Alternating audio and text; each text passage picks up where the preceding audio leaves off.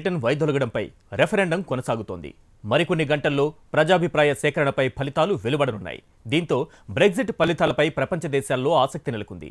అసలు Britain EU నుంచి బయటకు రావాలనే వాదన ఎందుకొచ్చింది?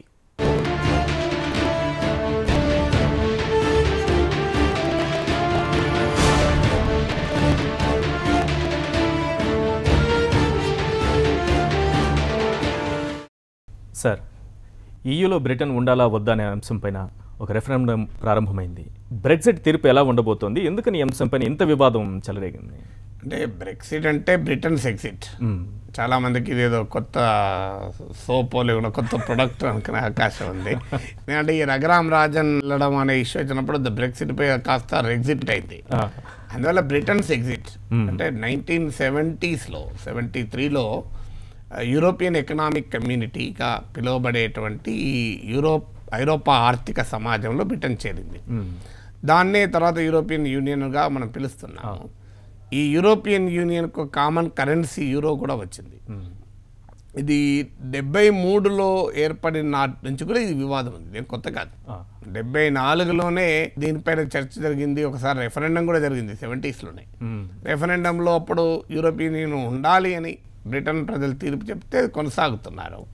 ఇప్పుడు 40 ఏళ్ళ తర్వాత మోర్ దెన్ 4 decades మళ్ళీ చర్చ మొదలైంది. ఎందుకు ఈ పదే వస్తుంది అంటే యూరోపియన్ యూనియన్ అనేది 28 దేశాల కూటమి. దీనిపైన రెండు వైపులా బలమైన వాదనలు ఉన్నాయి. అందుకే ఎటువైపు తీర్పు చెప్తుంది అనేది ఎవరము ఊహించలేనటువంటి పరిస్థితిలో ఉంది. కారణం ఏంటంటే ఇప్పటికి వస్తున్న ఒపీనియన్ పోల్స్ ప్రకారం దాదాపు సరిసమానంగా ఉండవచ్చేమో అని కూడా అంటున్నారు. అయితే ఇటీవల ఈ రెఫరెండంకి సంబంధించిన క్యాంపెయిన్ సందర్భంలోనే ఆగంతకుడు బ్రిటిష్ ఎంపీపై దాడి చేసి హత్య కూడా చేశాడు. అందువల్ల దాని ప్రభావం ఏమైనా ఉంటుందా దీనిపైన అని రాజకీయ పార్టీలు కూడా స్పష్టంగా డివైడ్ కాయలేవు. ఇప్పుడు జనరల్గా ఏదైనా రెఫరెండంలు ఉంటే ఇప్పుడు కన్జర్వేటివ్ పార్టీ, లేబర్ పార్టీ ఈ రెండు ప్రధానమైన పార్టీలు, లిబరల్ అని లిబరల్ డెమోక్రటిక్ పార్టీలు చిన్న గ్రూప్స్ ఉంటాయి, ఫార్ రైట్ గ్రూపులు, లెఫ్ట్ గ్రూపులు ఇలాంటివన్నీ. కానీ ప్రధానంగా రాజకీయ పార్టీలైన కన్జర్వేటివ్, లేబర్లో కూడా షార్ప్ డివిజన్ లేదు.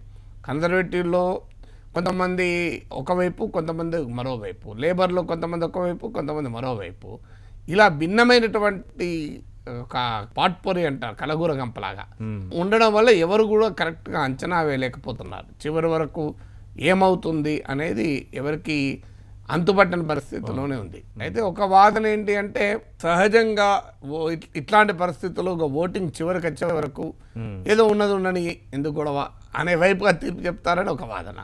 లేదు, ప్రజల్లో కోపం పెరుగుతోంది, బ్రిటిష్ ప్రజల్లో మనం యూరోపియన్ యూనియన్లో ఉండడం వల్ల నష్టపోతున్నాము, మన సంగతి మనం చూసుకుందాం అనే వాదన పెరుగుతోంది. ప్రజలు వ్యతిరేకంగానే తీర్పు చెప్తారు. యూరోపియన్ వ్యతిరేకంగా తీర్పు అంటే బ్రెగ్జిట్కి అనుకూలంగా తీర్పు చెప్తారు, బ్రిటన్ ఎగ్జిట్కు తీర్పు చెప్తారని అంటున్నారు. అందువల్ల మనం ఖచ్చితంగా చెప్పలేము. మరికొన్ని గంటల్లో ఈ వ్యవహారం అంతా రేపటి వరకు మనకు బయటకు వచ్చి ఫలితం వచ్చేదాకా ఎవరు ఊహించలేము. EUలో కొనసాగితే వలసదారులు ఎక్కువైపోతారనేది కానీ ఇవన్నీ కూడా కొన్ని ఎందుకు ఈ అంశాలన్నీ ముందుకు వచ్చాయి? ఇన్ని ఇబ్బందులు ఏముంటాయి దానికి? అంటే ఇందులో స్ట్రాంగ్గా ఇటు అటు ఒపీనియన్స్ ఉన్నాయి. ఒక ఒపీనియన్ ఏంటి అంటే ఎందుకు బయటికి రావాలి అనే బలమైన వాదన వస్తుందంటే యూరోపియన్ యూనియన్ ఉండడం వల్ల ఈ యూరోపియన్ యూనియన్లోని దేశాలకు ఎగుమతులు చేయాలన్నా దిగుమతులు చేసుకోవాలన్నా ఎలాంటి టారిఫ్స్ ఉండవు.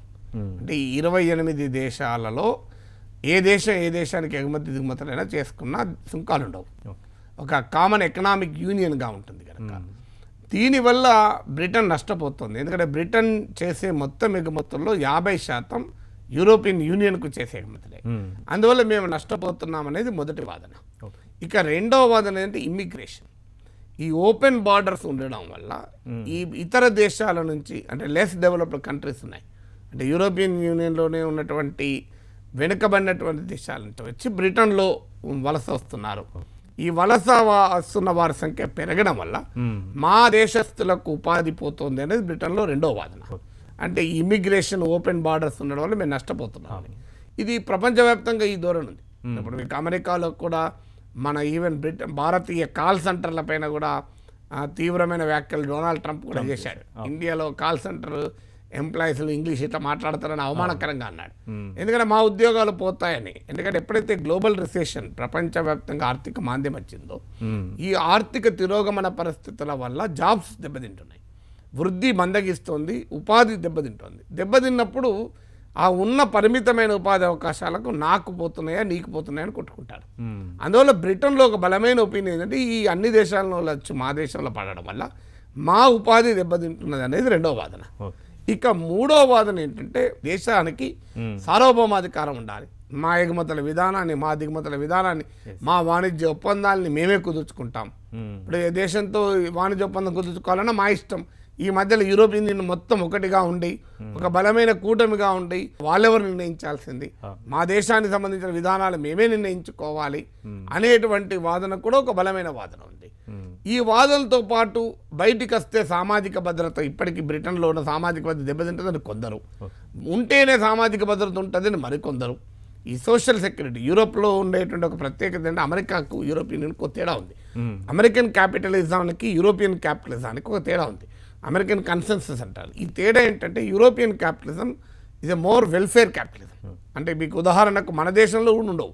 బ్రిటన్లో ఉన్నత విద్య వరకు ఉచితంగా చదువుకోవచ్చు, ఆరోగ్యం ఉచితం, ఈ స్ట్రాంగ్ సోషల్ సెక్యూరిటీ సిస్టమ్ ఉన్నటువంటి దేశాలు ఇవి. సో ఆ సోషల్ సెక్యూరిటీ యూరోపియన్ యూనియన్లో ఉంటే పోతుందని కొంతమంది, బయటికి వస్తే పోతుందని కొంతమంది, ఇలా డివైడ్ అయి ఉన్నటువంటి పరిస్థితి కూడా ఉన్నాం. ఇప్పుడు గతంలో కూడా గ్రీస్లో కూడా ఇలాగే రెఫరెండం జరిగింది. సో అందువల్ల ఈ క్రైసిస్ ఎప్పుడైతే యూరోప్లో ఎకనామిక్ క్రైసిస్ పెరుగుతుందో ఈ రకమైనటువంటి వాద ప్రతివాదాలు ముందుకు రావడం, దీనిపైన భిన్నాభిప్రాయాలు ఉండడము, ఒక కన్ఫ్యూజింగ్గా ఉండడం జరిగింది. అయితే ఇప్పుడు ఎందుకు రెఫరెండం వచ్చింది అంటే ప్రజెంట్ ప్రైమ్ మినిస్టర్ ఎన్నికల సమయంలో వాగ్దానం చేశాడు, నేను 2017 లోపల ఒక రెఫరెండం పెడతాను, యూరోపియన్ యూనియన్ ఉండాలా వద్దా అని. ఎందుకంటే ఆయన ఆ టైంలో యూరోపియన్ యూనియన్ అనేది ఒక ఇష్యూగా ముందుకు రావడం వల్ల నేను ఒక రెఫరెండం పెడతాను, ప్రజలు జనవాక్య సేకరణలో ఏం చెప్తే అది చేస్తాము, మెజారిటీ ప్రజలు వద్దంటే యూరోపియన్ నుంచి వెళ్ళిపోతాం, ఉండాలి అంటే ఉంటారు అని ఆయన ఒక వాగ్దానం చేశారు. ఆ వాగ్దానాన్ని నిలబెట్టుకోవడానికి రెఫరెండం జరుపుతున్నాడు. కానీ ఈ రెఫరెండం రేపు ఏ రకమైన ఇస్తుంది, దీని ప్రభావం ఏంటి, దీనిపైన ఇప్పటికీ ఒక కామన్ ఒపీనియన్ లేదు. ప్రపంచ ఆర్థిక వ్యవస్థకు తలకిందులవుతారని కొంతమంది చెప్తారు, ఏమీ కాదని మరికొందరు చెప్తున్నారు. భారతదేశానికి పెద్ద ప్రమాదం లేదని కొందరు వాదన, లేదు భారతదేశం కూడా ఇబ్బందుల్లో పడుతుంది మరికొందరు వాదన. అందువల్ల ఇలా ఏది కామన్ ఒపీనియన్ అయితే ఇప్పటివరకు లేదు. There are differences of opinion. ఆ రాజకీయ నాయకుల్లో, ఆర్థిక విశ్లేషకుల్లో అందరిలో కూడా భిన్నాభిప్రాయాలు ఉన్నాయి. అందుకే ప్రజల్లో కూడా భిన్నాభిప్రాయం ఉంది, కన్ఫ్యూజింగ్ ఉంది. అంటే ఎన్నికల హామీగా ఆయన ఇచ్చినప్పటికీ డేవిడ్ కామెరూన్ ఇప్పుడు ఆయన ఈయూలో కొనసాగాలి అని తన ఆలోచనను బహిరంగంగా చెప్పడం, దీనిపైన ఏమన్నా రెఫరెండం పైన ప్రభావం చూపే అవకాశం ఖచ్చితంగా ఉండొచ్చు కదా. ఇప్పుడు ఆయన మాటలకు అనుకూలంగా చెప్పచ్చు. అయితే ఇది సమస్య ఏంటంటే ఇది ఆయన అభిప్రాయం. కన్సర్వేటివ్ పార్టీగా అన్న మళ్ళీ భిన్నాభిప్రాయాలు ఉన్నాయి. కన్సర్వేటివ్ పార్టీలో ఉండాలంటే వాళ్ళు ఉన్నారు, కొంతమంది వద్దంటే వాళ్ళు ఉన్నారు. లేబర్ పార్టీలో ఉండాలనుకుంటే వాళ్ళు ఉన్నారు, వద్దంటే వాళ్ళు అంటున్నారు. అందువల్ల ఇది షార్ప్ పొలిటికల్ డివిజన్ లేదు. సో ఇది డెఫినెట్గా భిన్నంగా మొత్తం సొసైటీ పాలిటీ డివైడ్ అయింది. అంటే రవి అస్తమించిన బ్రిటిష్ సామ్రాజ్యానికి ఉండే ప్రత్యేకత విభజించి పాలించాలి. ఇప్పుడు వాళ్ళ దేశాన్ని వాళ్ళే విభజించుకుంటున్నారు. సో ఇటు కావాలని కొంతమంది, వద్దని కొంతమంది, అసలు ఏది తేల్చుకోలేక మరికొద్ది మంది. ఎందుకంటే ఇప్పుడు ఇది ఒక పెద్ద సమస్య ఏంటంటే ఎకనామిక్ ఇష్యూ. సో కామన్ పీపుల్కు సంపూర్ణంగా దీని ఇంప్లికేషన్స్ అర్థం కావు. ఎకానమిస్ట్లే డివైడ్ అయి ఉండగా ఇక కామన్ పీపుల్కి ఏమర్థమవుతుంది? అర్థం కానప్పుడు వాళ్ళు ఎటువైపు తీర్పు చెప్తారో ఎవరు చెప్పలేరు. దాని ఇంప్లికేషన్ కూడా తెలియదు. ఇప్పుడు భారతదేశంలో కూడా మీరు ఎవరైనా విదేశీ పెట్టుబడుల పైన ఒక ఒపీనియన్ పెట్టారనుకోండి, దాని మీద ఏం చెప్తారు? ఊర్లలో ఉండే ఓ సామాన్య మానవునికి విదేశీ పెట్టుబడులు వస్తే లాభమా రాకపోతే లాభమా అని చెప్పలేరు కదా. అందుకే ఒక తత్వవేత్త అంటాడు, ఏ పదజాలం వెనుక ఏ భావం దాగి ఉందో అర్థం చేసుకోనంత కాలం ప్రజలు మోసపోతూనే ఉంటారు, మోసగించబడుతూనే ఉంటారు అంటాడు. అంటే ఈ బ్రెక్సిట్ అనే పదజాలం వెనుక ఏ భావం దాగి ఉందో ఎవరికి అర్థం కానప్పుడు ప్రజలు, మరి ఆ ప్రజల నిర్ణయం ఎలా ఉంటుందో కూడా చెప్పలేము. న్యూస్ యాంగిల్లో ఇప్పుడు ఒక చిన్న విరామం.